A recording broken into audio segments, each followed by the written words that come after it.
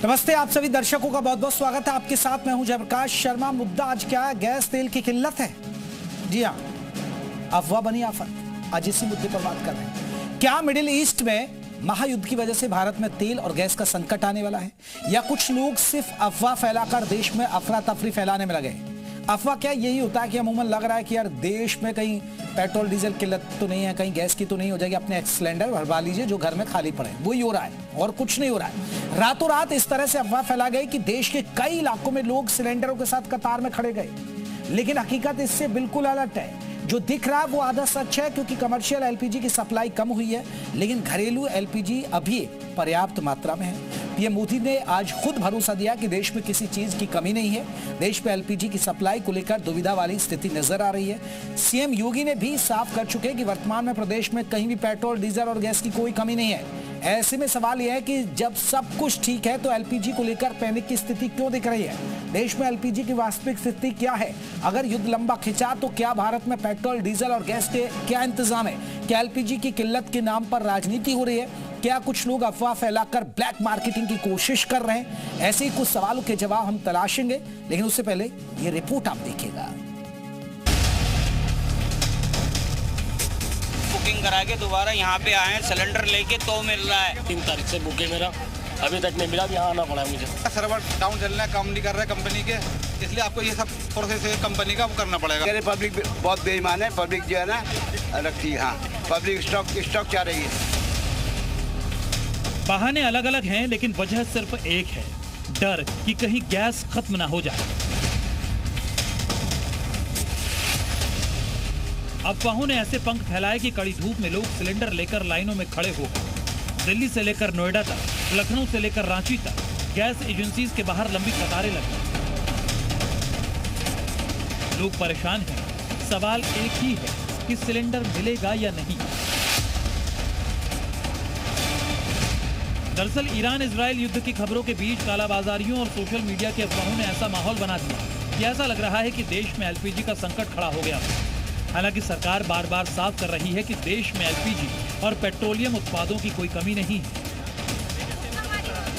लेकिन अफवाहों ने लोगों की आंख और कान दोनों बंद कर दिए हैं। नोएडा में सोशल मीडिया पर फैली खबरों के बाद यहां लोग सीधे गैस गोदामों तक पहुंच गए। कई लोगों का कहना है कि 5 दिन पहले बुकिंग कराई थी, लेकिन फोन नंबर लग ही नहीं रहा। किसी के घर कई दिनों तक चूल्हा नहीं जला, तो कोई सवेरे से लाइन में खड़ा है, एक सिलेंडर की आस में। लेकर ये खाली सिलेंडर एक बार मुकेश अगर दिखाएं तो ये देखिए पूरी लाइन, ऐसा लग रहा है गंगा यमुना सरस्वती सिलेंडर की बह रही है। इधर देखिए गंगा यमुना, ये देखिए पूरी लाइन है, और ये लाइन आधा किलोमीटर लंबी लगी है। महिलाएं हैं, पुरुष हैं, बच्चे हैं, सुबह से यहाँ पर लाइन में लगे हैं। और ये देखिए ये अपना बुक दिखा रहे हैं, जो गैस बुकिंग बुक होती है। लखनऊ में भी तस्वीर जुदा नहीं है। अफवाह का प्रवाह ऐसा कि लोग सिलेंडर के लिए लाइन में लगे हैं, और लाइन में लगने का हर किसी के पास अपना ही तर्क है। पहले तो दे रहे थे बराबर, अब क्या हो गया? पहले ये देखिए कितने थे, कितनी तारीख को, 11 तारीख को मुझे 27 को फिर बुक हो गई। 10 दिन से गाड़ी नहीं आई है, ये गाड़ी आज 10 दिन के बाद लगी है।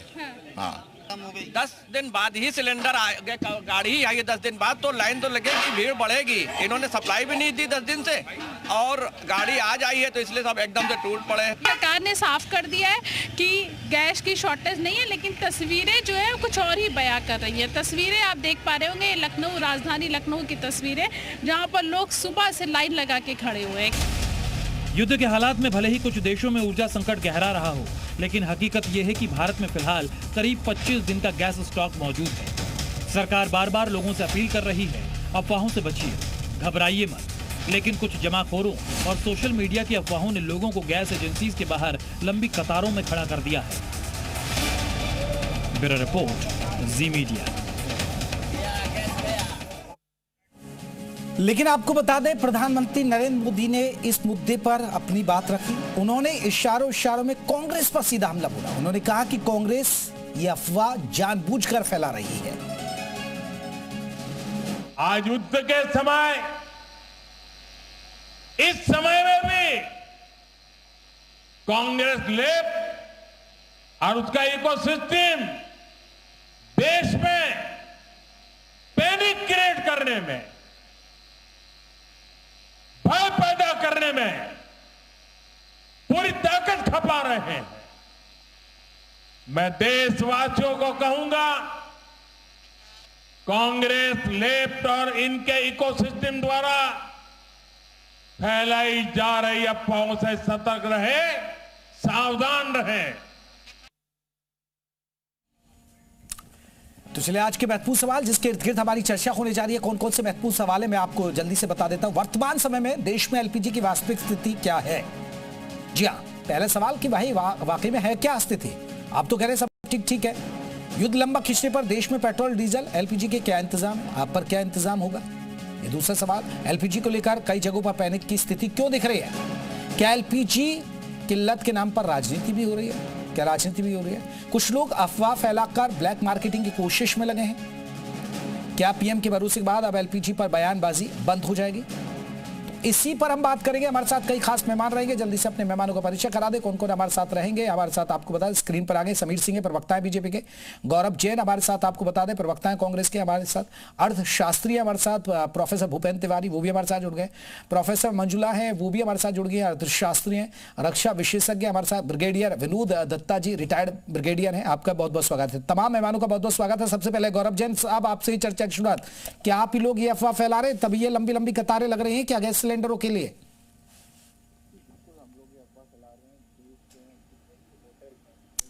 भाई गौरव जी का फेडर उठाइए, फेडर 1 2 3 4 चेक कर लीजिएगा।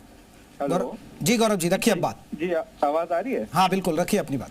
हाँ तो नहीं, ये बिल्कुल अफवाह जो है वो हम लोग ही फैला रहे हैं, क्योंकि देश में जितने भी कमर्शियल सिलेंडर यूज करने वाले लोग हैं, जितने भी रेस्टोरेंट हैं, जितने भी ऐसे बिजनेसेस हैं, शादी विवाह वाले जो लोग हैं, सारे कांग्रेसी हैं। तो कहीं ना कहीं वो लोग कतार में लग रहे हैं, मतलब हम लोग कतार में लग रहे हैं, हम लोग की अफवाह फैला रहे हैं। सरकार की मंशा साफ है, सरकार की वजह से तो कभी भी इस देश में कतारें लगी ही नहीं। जो कतारें लगी थी वो सब एक झूठ था। जो कोविड के टाइम कतारें लगी, जो डिमोनेटाइजेशन के समय कतारें लगी, वो सब एक हम लोग धोखा था, एक सपना देख रहे थे। ऐसा कुछ हुआ ही नहीं देश में, और अभी भी कुछ नहीं हो रहा है। तो अब बिल्कुल कांग्रेस वाले जो है वो अफवाह उड़ा रहे हैं। और मोदी जी जो कर रहे हैं, उन्होंने जो करा, आप देखिए इतना बड़ा काम करा कि पहली बार देश की जो फॉरेन पॉलिसी है वो वॉशिंगटन में बैठ के डिक्टेट हो रही है। कि वहां पे वो बोल रहे हैं कि आप तेल खरीदो तो आप तेल खरीद सकते हैं, वो बोल रहे हैं कि आप तेल नहीं खरीदो तो आप तेल खरीद नहीं सकते। मोदी जी ने इतना अच्छा काम करा, एक श्वेत पत्र निकाल दिया कि देश में कितना हमारे पास रिजर्व बचा हुआ है, क्रूड ऑयल का कितना है, रिफाइंड ऑयल का कितना है, स्ट्रेटेजिक रिजर्व कितना है। ये सारी चीजें आज जनता के सामने है। इसीलिए बिल्कुल कांग्रेस जो है वो अफवाह फैला रही है। और यहाँ पर जो देश में संकट है गैस का, वो भी कांग्रेस की वजह से।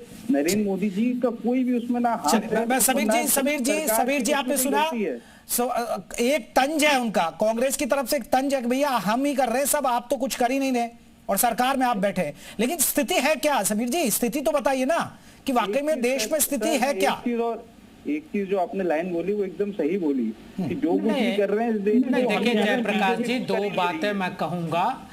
जयप्रकाश जी, दो बातें मैं कहूंगा। एक तो अभी जो प्रवक्ता ये बातें कह रहे थे कि हम दुनिया के देशों के कहने पर काम कर रहे हैं, हमें लगता है इनकी अज्ञानता है, इनकी नासमझ है, और इनकी सरकारों में, कांग्रेस की सरकारों में जो होता रहता था उसी को आज ये दोहरा रहे। निश्चित रूप से देश के अंदर, दुनिया के अंदर जो परिस्थिति बनी है, चाहे गैस को लेके, पेट्रोल को लेके, डीजल को लेके, खाड़ी देशों को लेके, भारत की सरकार उससे सतर्क है। माननीय प्रधानमंत्री जी ने कैबिनेट की बैठक की है, लोगों के बीच में सहयोग करने की बात कही है, ब्लैक मार्केटिंग को रोकने की बात कही है। और अभी हमारे साथी रसिया की बात कर रहे थे, अमेरिका की बात कर रहे थे। हमको लगता है कि इनको जानकारी नहीं है। हम जो तेल रसिया से पहले खरीद रहे थे वही तेल आज भी खरीद रहे हैं। हम घटाने और बढ़ाने की बात किसी दूसरे देश के कहने पर नहीं, हम अपनी पॉलिसी अपनी जरूरतों के अनुसार करते हैं। हम किसी के कहने पर कोई काम करते हैं और किसी के कहने पर नहीं करते हैं, ऐसा नहीं है। इनको जानकारी अपनी दुरुस्त करनी चाहिए। हमें लगता है कि इनको इस बात को समझना चाहिए। बिल्कुल। दूसरा रही बात घरेलू एलपीजी की, घरेलू एलपीजी में चाहे सिलेंडर हो, चाहे पीएनजी हो, चाहे सीएनजी हो, उन सब की सप्लाई निर्बाध गति से जारी है। ब्लैक मार्केटिंग को देखते हुए भारत सरकार ने भी बैठक करके 1995 आवश्यक वस्तु अधिनियम को लागू किया है। उत्तर प्रदेश की सरकार ने, माननीय योगी जी ने एस्मा लागू किया कि कोई भी जमाखोरी नहीं करेगा। समीर जी देखिए, समीर जी मैं आपने सही कहा। समीर जी मुख्यमंत्री सभी डीएमओ को निर्देश दिया है। जी बिल्कुल समीर जी, मुख्यमंत्री योगी आदित्यनाथ ने बैठक ली है, भाई जमाखोरी ना हो, कालाबाजारी पर ध्यान दे, वो सब ठीक है, इसमें कोई दौर है। और मैं अमूमन आम आदमी को देखता हूं, हम भी हैं चाहे कोई भी है, कि भैया लग रहा हालात खराब हो रहे हैं तो आप भी अपने सिलेंडर भरवा लीजिए। हो सकता है वो पिछले 20 दिन से खाली पड़े होंगे, लेकिन अब लोग ले लेके पहुंच रहे हैं, क्योंकि एक अफरा तफरी हो जाती है और अपने आप ही हम पहुंच जाते हैं। अब अचानक एक एजेंसी पे 100 आदमी अचानक पहुंचेंगे सिलेंडर लेके, तो लंबी कतार लगना लाजमी भी है। लेकिन एक सवाल है समीर जी, कुछ तो गड़बड़ तो है ना। अब देखिए, आपने दाम बढ़े तो भाई इशू तो बना ना कि अचानक क्यों दाम बढ़ा दिए। और मैं अभी जो जान रहा था, क्योंकि सबसे ज्यादा जो हमारी जो सप्लाई है, गैस की जो सप्लाई होती है कतर से होती है, और कतर मिडिल ईस्ट वहां असर है। जयप्रकाश जी, जब स्वाभाविक रूप से मिडिल ईस्ट में लड़ाई हो रही है, तेल के उत्पादन घट रहे हैं, गैसों की सप्लाई रुक रही है, तो क्राइसिस तो आएगी ही। क्राइसिस को कोई डिनाई नहीं कर सकता। लेकिन भारत की सरकार, उत्तर प्रदेश की सरकार के पास पर्याप्त भंडार है, हमारे पास पर्याप्त गैस है, कहीं किसी को घबराने की जरूरत नहीं है। हम सबको गैस उपलब्ध कराएंगे। कॉमर्शियल को लेके सरकार ने एक योजना बनाई है कि लोगों को कॉमर्शियल सिलेंडर के बारे में सरकार की एडवाइजरी भी जारी हुई है, हमने उसकी योजना भी बनाई है। लेकिन घरेलू सिलेंडर और घरेलू एलपीजी और पीएनजी के लिए निर्बाध गति से सप्लाई हो रही है। इसकी ब्लैक मार्केटिंग न होने पाए, इसके लिए भी सरकार, बिल्कुल सरकार प्रतिबद्ध। जल्दी से एक रिएक्शन गौरव साहब, संतुष्ट है आप? गौरव जैन जल्दी से संतुष्ट है, फिर बाकी मेहमानों की तरफ मुझे जाना है। देना और सुरक्षा देना है। चलिए, ये इन्होंने इतनी बड़ी बात कर दी कि सब कुछ सही है, सब कुछ। आप बोल रहे हैं कि देश में यहाँ पे डिस्कशन वैसे होगा, तो हमारा इंटेलिजेंस क्या कर रहा था, हमारे विदेश मंत्री क्या कर रहे थे, हमारे पेट्रोलियम मिनिस्ट्री क्या कर रहे थे? क्या ऐसा नहीं लगता कि एप्स्टीन फाइल्स के चक्कर में, एक हरदीप पुरी सिंह जी के चक्कर में पूरे देश की जो फॉरेन पॉलिसी है, जो नरेंद्र मोदी जी का नाम आया एप्स्टीन फाइल्स में, उस वजह से आपकी पूरी फॉरेन पॉलिसी चेंज हो रही है? इस वजह से आप बैठ के देखिए, नाम आया, क्या बकवास करते हो, फालतू की बातें करते हो, बैठ के एसटी मोबाइल में नाम आया।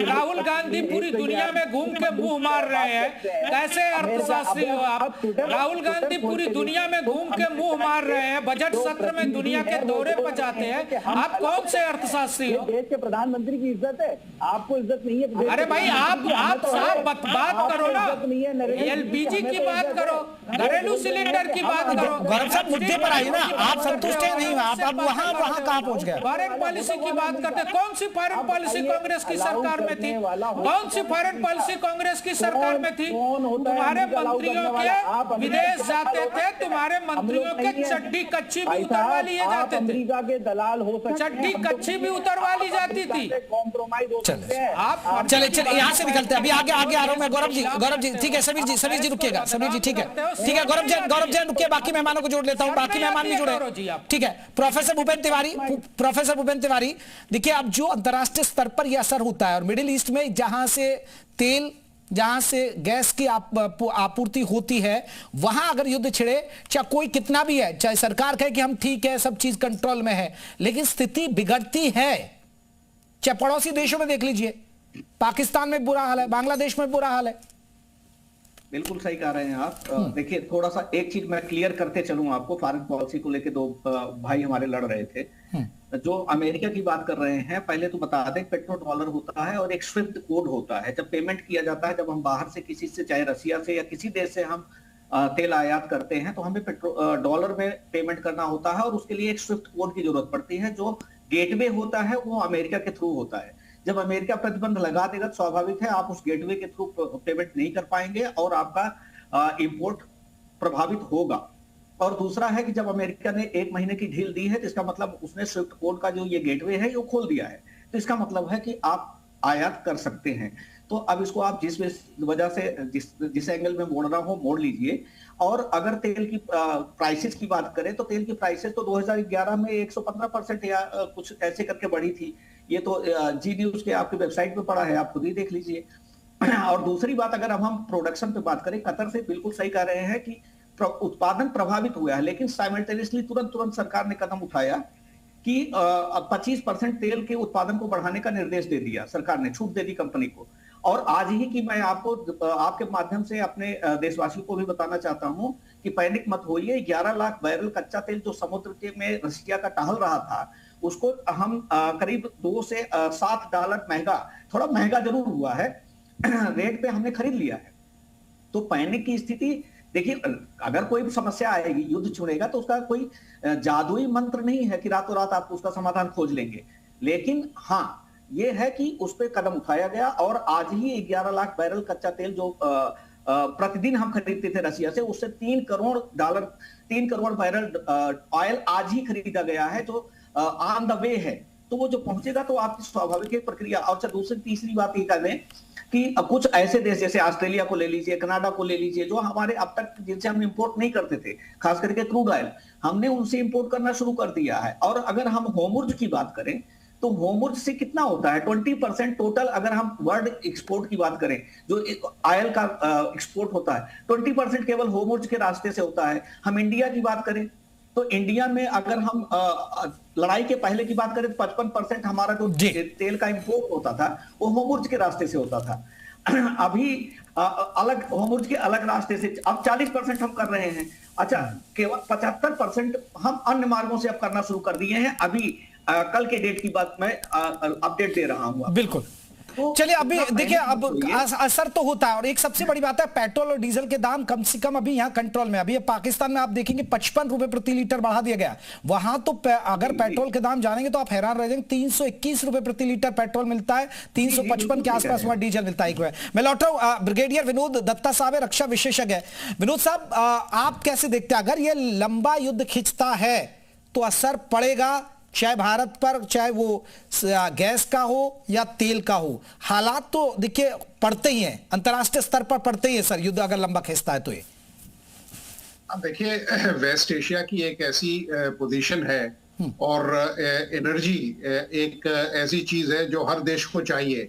और अधिकांश जो तेल है वो स्ट्रेट ऑफ हॉर्मुज से निकलता है, और इन पर्टिकुलर भारत का करीब 40% जो तेल आयात है वो वहां से आता है। और केवल एनर्जी क्राइसिस ही नहीं रहेगी, आप देखिए, आपको फर्टिलाइजर्स की प्रॉब्लम रहेगी, आपको शुगर, हम वहां से काफी इंपोर्ट करते थे, 15% आयरन, एल्युमिनियम, क्योंकि जो अल खलीज शुगर इंडस्ट्री है वहां से हम 15% शुगर भी ले रहे हैं। तो इन सब चीजों का इस पे फर्क पड़ेगा। आप देखिए, अभी तो 12वां ही दिन है और मुझे बड़ा ताज्जुब होता है कि सरकार को सख्त कदम लेने चाहिए। इस तरह की जो मतलब ब्लैक मार्केटिंग की बात कर रहे हैं, आप धरातल पे जाके देखिए, केवल 60 रुपए बढ़े हैं गैस सिलेंडर पे, लेकिन 1500 रुपए में लोग गैस सिलेंडर दे रहे हैं। तो किसी का कोई वही नहीं है। केवल एडवाइजरी इशू करने से, केवल गाइडलाइंस इशू करने से काम नहीं होगा। और ये एक ऐसी चीज है जो मतलब हर परिवार को इम्पैक्ट करेगी। तो ये जो उहापोह की जो सिचुएशन है, सरकार को सख्ती से मतलब अपने ऑफिसर्स को बोलना चाहिए कि साहब वो जाके देखें, खासकर गैस एजेंसीज पे, क्योंकि किसी के नाम से, क्योंकि वो बुक कर रहे हैं और ब्लैक में दे रहे हैं कि साहब स्टॉक ही नहीं है। क्योंकि मैं डिफेंस में रहा हूं, मुझे मालूम है कि 2 कॉन्सेप्ट होते हैं। एक होता है मिनिमम स्टॉक लेवल देश में, और एक होता है CGR, कंटिन्यूड गारंटीड रिजर्व्स। तो उसमें भारतीय सशस्त्र सेनाओं के लिए और रेलवेज के लिए स्टॉक रखा जाता है, जिसका इंस्पेक्शन क्वार्टरली किया जाता है, मैंने कई बार किया है। और उसके बाद अगर उससे नीचे स्टॉक डिप होता है तब उसकी राशनिंग की जाती है।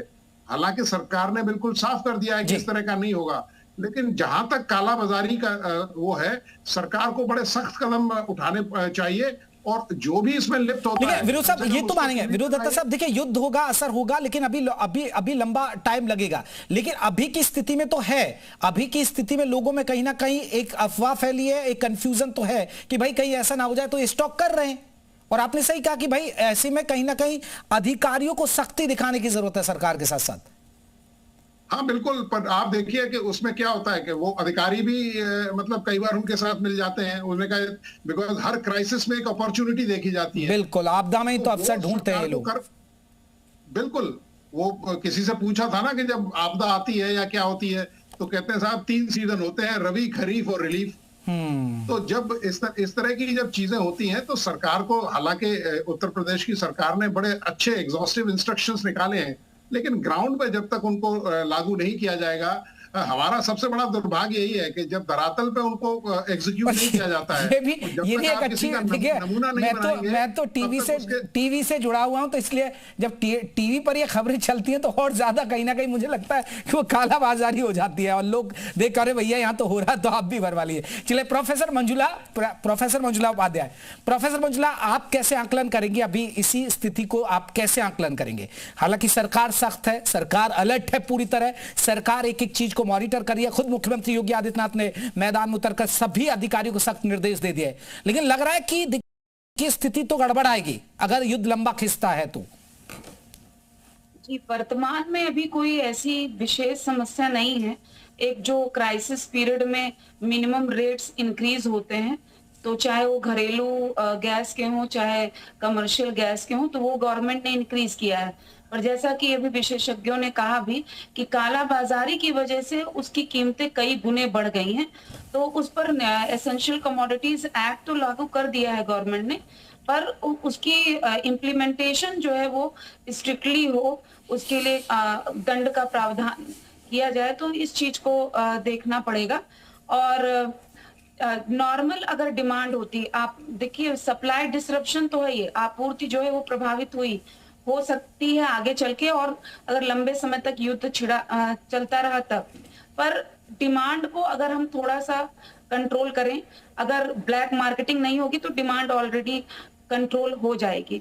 तो हमें मांग को नियंत्रित रखना है और उसके लिए कालाबाजारी को रोकना है, और ऑल्टरनेटिव सोर्सेज जो एनर्जी के हैं, गवर्नमेंट ने निर्देश हालांकि कंपनीज को, जैसे Indian oil corporation, Bharat petroleum corporation, Hindustan petroleum corporation, इनको दे दिए हैं कि जो भी आपका हाइड्रोकार्बन उनको डाइवर्ट करें एलपीजी की ओर।